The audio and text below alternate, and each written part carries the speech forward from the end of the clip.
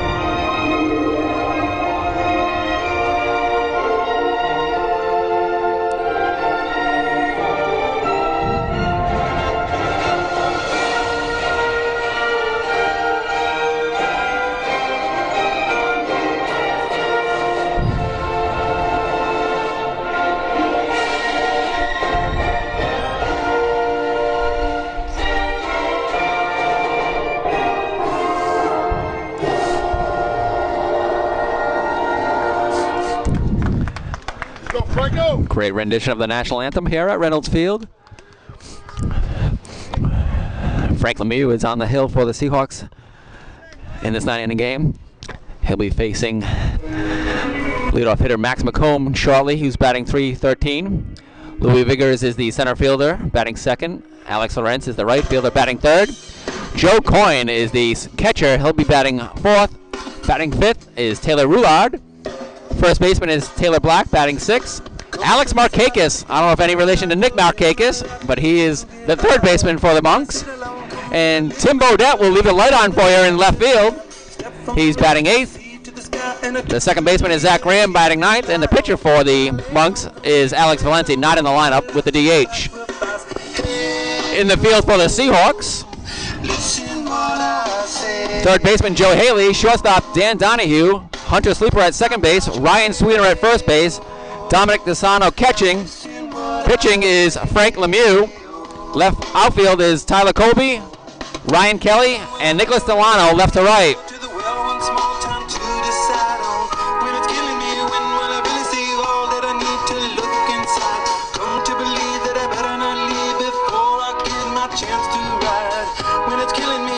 And I want to bring in an interview with head coach Eric Sorella that we had before today's game. Here with Eric Sorella, head coach for the Seahawk baseball team.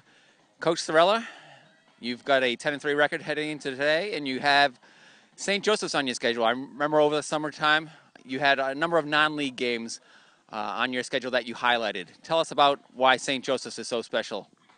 I mean, St. Joe's is a regional team. There's a whole host of schools that I put in the elite caliber in New England, and that's what we're trying to get to. So I think last year we took some steps towards that, but if you look at the regional teams we played, I mean, we didn't beat any of them. We didn't beat Western New England, we beat Endicott. So I wanted to add Wheaton in the schedule, St. Joe's of Maine, Wesleyan, who won their conference, WPI, Eastern Connecticut again, and hopefully we can make that jump this year, and these guys will experience some of the better pitching in New England, so it's only going to help us going forward, especially in the conference playoffs. Salve, Regina has a brief history with the Monks, 2-0, and those two wins came in 2004 when you were a member of the Seahawks. Talk about what you remember from those two games. I remember it's our last day in Florida, and 80 degrees. I think they threw two lefties, and I'm pretty sure one of them was the kid Furbush, who is now with the Seattle Mariners. I remember winning a game on an error by their center fielder, and then I think Jay Boss threw a gem game 2, and it happened to be his birthday that day, so we went out and celebrated in Ybor City after the game. Pitching was excellent in that doubleheader. Talk about what you've got in line for pitching today against the Monks. Frank Lemieux is going to start. He's a freshman righty out of Marshfield, Mass. Frank's pitched probably our two toughest games thus far. Got a tough loss against Alvernia, and then also...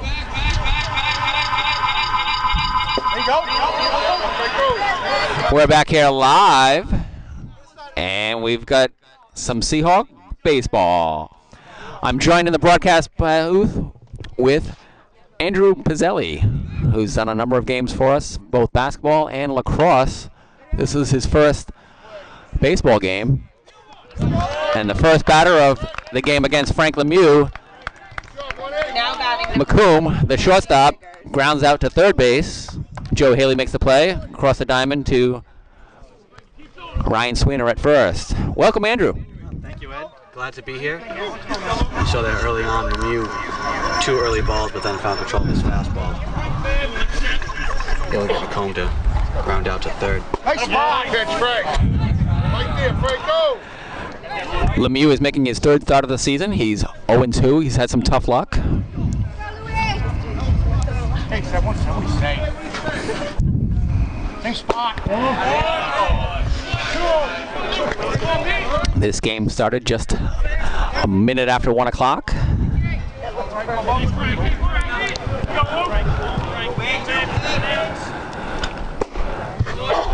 Garfield Douglas and Kyrie Halliburton are on hand again today. They joined us yesterday. They helped with the production of Ustream and also the live stats. Today they're going to be shooting some video and photography. Shot by Louis Vergars out to right field. And Nicholas Delano puts it away. Excuse me, at another pitch that's down and away. That really seems to be where Lemieux's trying to go today. Attack these St. Joseph players is down and away in the strike zone. Third batter for the Monks is their right fielder, number 33, Alex Lawrence.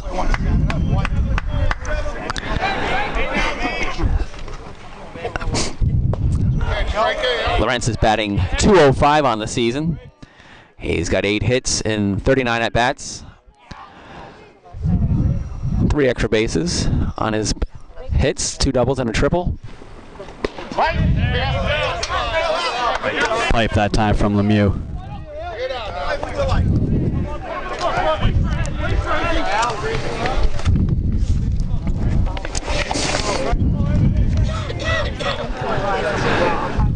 Lawrence is a senior from Nanuet, New York.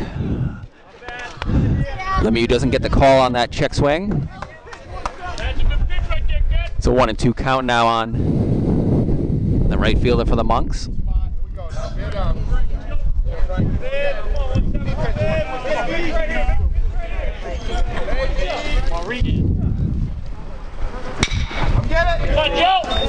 Grounder handled by Joe Haley. Couple of pumps into the glove. He makes 2 plays in the top of the first inning. It's a 1-2-3 inning for Frank Lemieux on the mound. No runs, no hits, no errors, and nobody left on base. Seahawks will come to bat in the bottom of the first inning.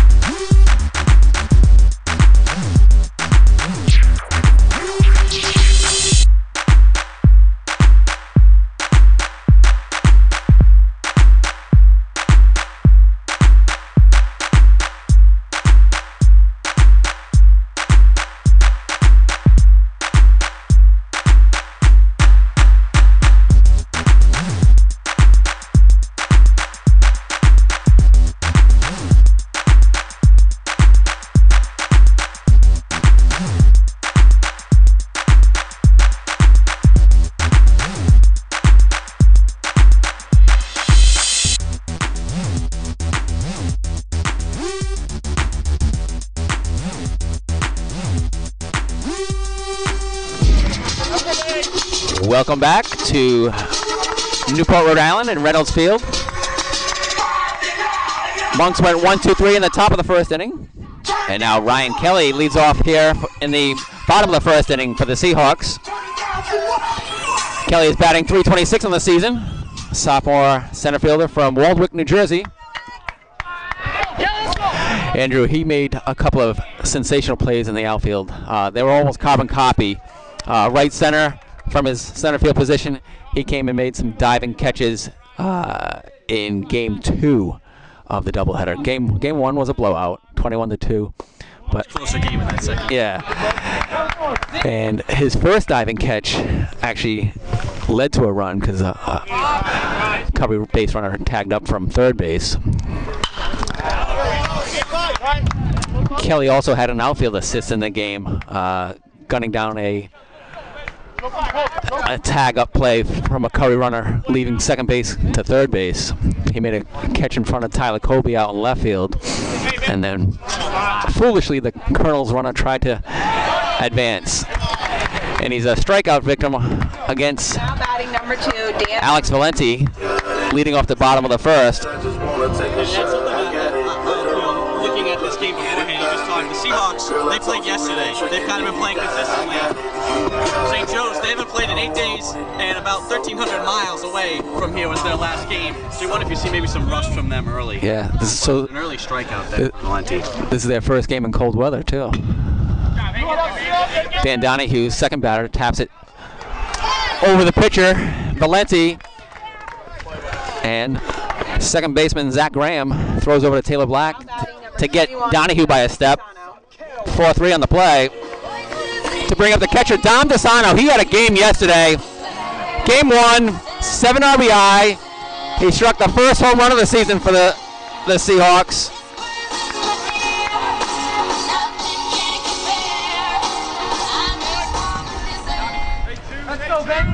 So 2 outs here in the bottom of the first inning with Dom DeSano at the plate. Education and history major from Central Falls, Rhode Island.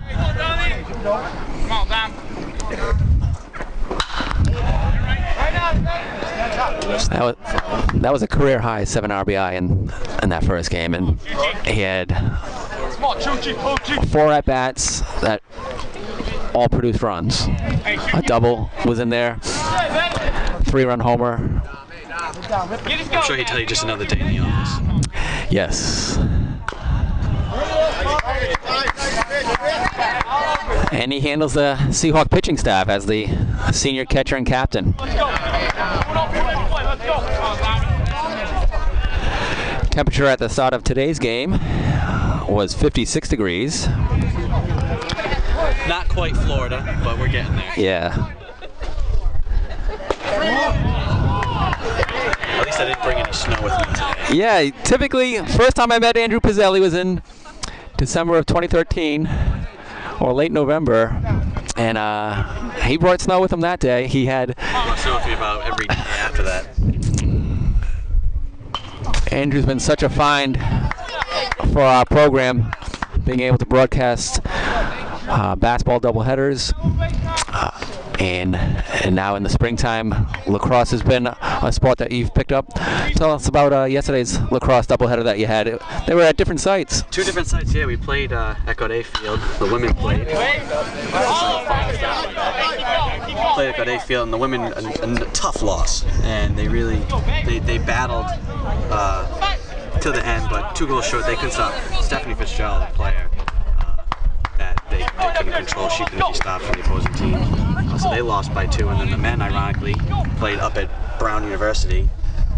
They played Gordon as well, and they lost by 2, but another really hard-fought, physical game. Had their chances in the end. 3 minutes to go. They had some golden opportunities. It was really, me and my partner Leon, we talked about it, that Salve, the men's team, kind of came out a little maybe lethargic in the beginning and kind of got knocked around early on, and by the time they got their footing, they were down 5 or 6 goals. Let me ask you this: did it feel like a true home game for them? Because they were playing It really didn't. away from Gaudet. It didn't feel like a home game. I mean, the crowd was definitely a Gordon crowd, and from the outset, the Gordon people were louder. The Gordon players were playing faster, harder, more boisterous, and I think it took a while for Salve to maybe settle in and find their feet. And Desano ends the bottom of the first inning. Strikeout looking. Score at the end of the first inning. Valente gets 2 strikeouts in the inning, and the Seahawks will take the field as the Monks will come to bat in the top of the second.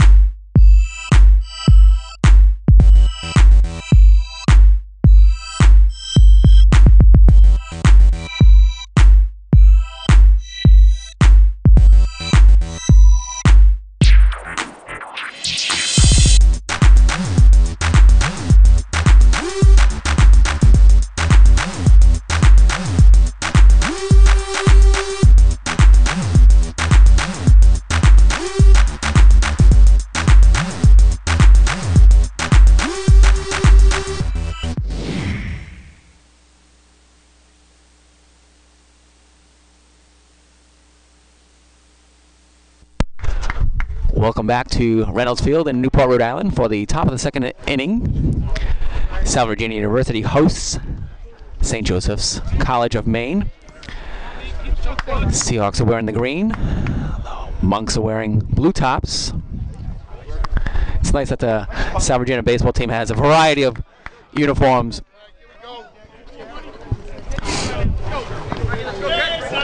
Yesterday they were in their white tops, white bottoms.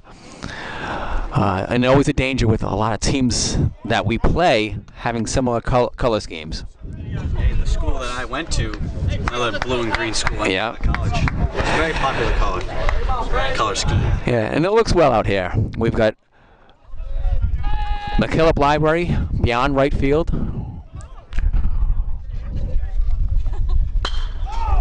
And out in left field, Talacobi puts away the first out. The catcher for Batting number 17, Taylor Roulard. the Monks, Coin. Let's fly out to left field. Talacobi. Monks come in with a record of 8-4. Their leading hitter is Joe Coyne, who just flew out to left field. He's batting .422. Their leading RBI guy is Nick Lops, who's not in the lineup today. He's got 17 RBI on the season, and Lincoln Sanborn is the son of the head coach, Will Sanborn. He's the leading pitcher with 19 innings pitched and a very respectful 2.84 ERA on the season. And interesting to see here how Lemieux handles this batter. The first lefty I think we've seen today. He's been attacking down and away to the right. See how he handles already one pitch inside. Taylor Roulard is a sophomore outfielder. He's batting .310 on the season through 12 games for the Monks. He's a designated hitter in today's game.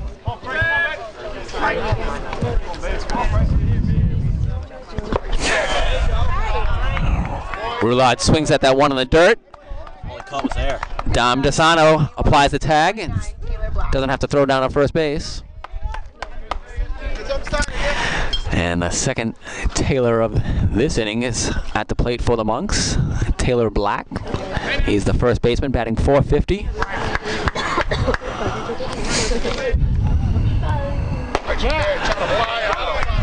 Back to the outside. Strike zone there for Lemieux.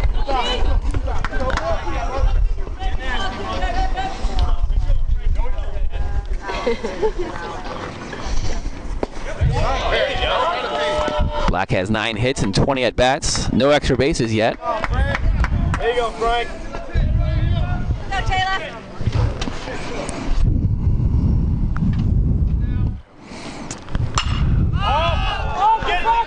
In the air to the right side. Second baseman Hunter Sleeper puts it away. We'll talk about Taylor Black's hometown. I've never heard of Cardiff by the Sea, California. Next time he reaches the plate or does something in the field, we'll talk about him. But right now, we'll take a break, and the Seahawks will come to bat in the bottom of the second inning.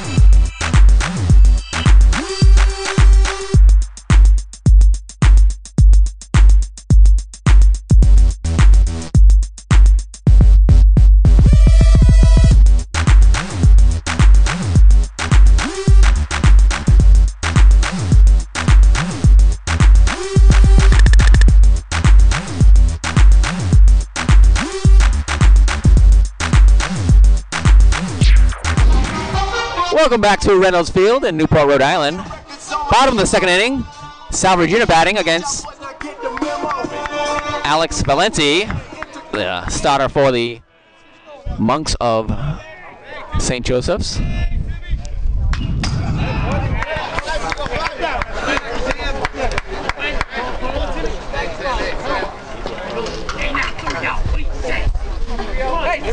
Harris swinging at that first pitch, chasing it inside. Ooh, another pitch. Valenti trying to back Harris off the plate a little bit.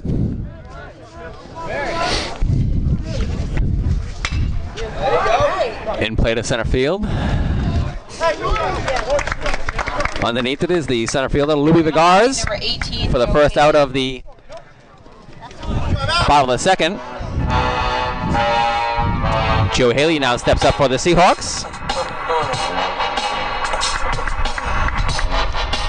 Ryan Sweener is the leading hitter for the Seahawks. He's batting .412. Dominic Desano has 15 RBI on the season, 7 of them coming yesterday. And Kyle Phelan is the leading pitcher in innings for the Seahawks.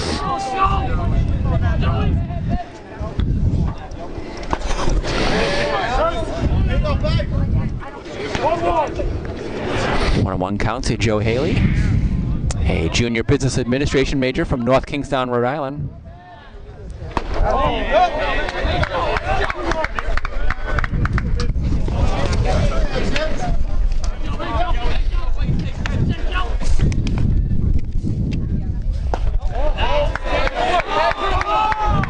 That pitch down inside as Valenti faces his first lefty of the day in Haley. To the right side, fair territory. First baseman Taylor Black takes it by himself to the bag. Now batting number That's 10. 3 Colby. unassisted. And Salve Regina's Tyler Colby now comes to bat. The senior accounting finance major from Eastern Connecticut. He's the leader in runs scored for the Seahawks. He has 14 on the season. He's tied with Ryan Kelly.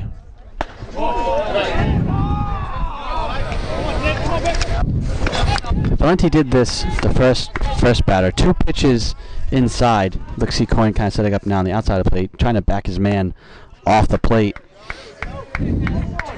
Valenti comes into this game with a 1-1 record. 17 innings pitched, He's given up 22 hits in those 17 innings, 7 earned runs for a 371 earned run average.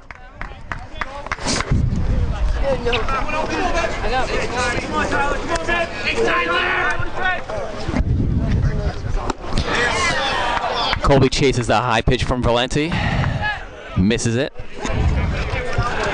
He's got a 2-2 count now with 2 outs here in the bottom of the second, no score.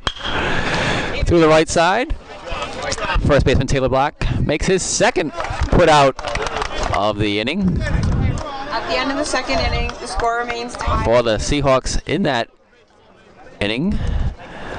No runs, no hits, nobody on. We've got a hitless ball game through 2.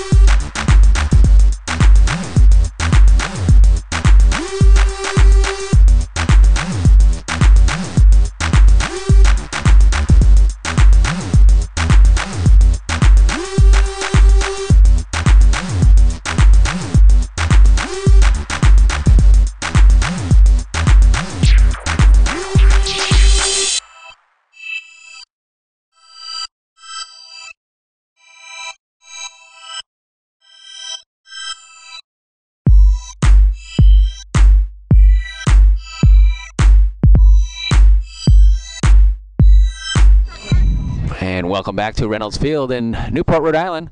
We have a scoreless game and a hitless game as we start the top of the third inning. Monks of St. Joseph's batting, and they'll be facing Frank Lemieux. Frank Lemieux already with 2 strikeouts. Alex Markakis, not to be confused with Nick Markakis. Down third. Markakis 324 on the year. 6 runs, 12 hits. In the pregame interview with head coach Eric Sorella, he mentioned the only meetings that we've had with. The 0-1 down the third base line. Throw to first is in time for the out. Now batting number 12, Tim Bodette. There by Sweener. Haley to Sweener. We have 1 down. Top of the third. Eric Sorella, our head coach, he played in our only meetings with St. Joseph's, and they were 10 years ago, March 12th, 2004, in Florida. And in that game, he remembers Charlie Furbush pitching for St. Joe's. He's now with the Seattle Mariners. So, wouldn't be surprising if Markakis was related to Nick Markakis. Surprise. That's something we'll have to try and find out here. The 0-1 over the middle of the plate, lifted out to right field, and the catch is made by DeLong. Second out of this inning. Now batting number Tim Bodette, he'll leave the light on for you. That's the left fielder for the Monks. Now we have the second baseman, Zach Graham, batting for the first time. He's the 9th batter in the lineup for the Monks. So far, both pitchers in control of this game. Pitching duel so far, no one has reached.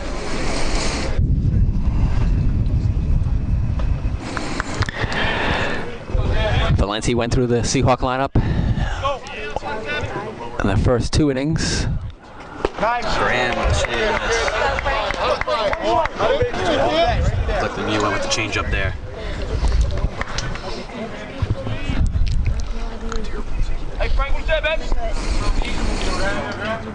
Graham batting 129 on the year. Swing right at Lemieux under his feet, and that'll be the first hit of this ball game. It's tracked down in center field. Now batting number 11, One man Max on McComb. here. for the Monks. Brings us to the top of their order. And the shortstop, McComb. Going batting 306 on the year. McComb, first batter of today's game, he grounded out to Haley to start off the game. Haley made 2 plays in that inning. He's made 1 play in this inning. Lemieux delivers. It's the inside part of the plate for strike 1.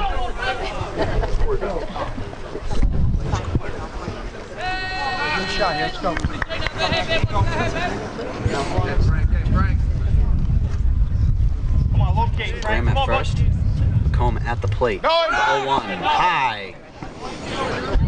Counts 1-1. Come on, Frank, let's go. Come on, Frank, what do you want? Hey, Frank, hey, Frank.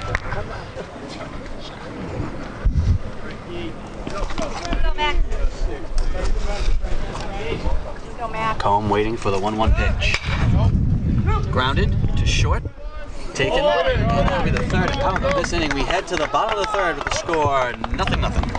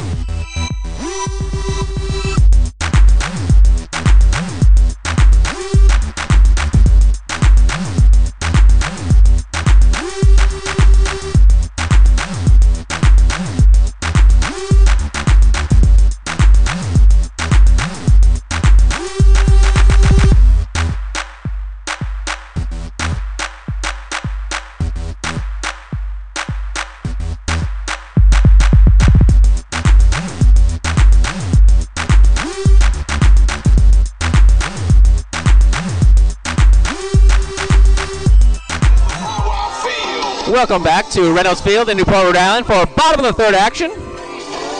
And here is Andrew Pizzelli to introduce the leadoff hitter for the Seahawks in the bottom of the 3rd of a scoreless game. Ryan Sweener up to bat now for the Seahawks, the leading hitter of the Seahawks squad. 4-12 on the year. The first pitch, bunt attempt, foul ground.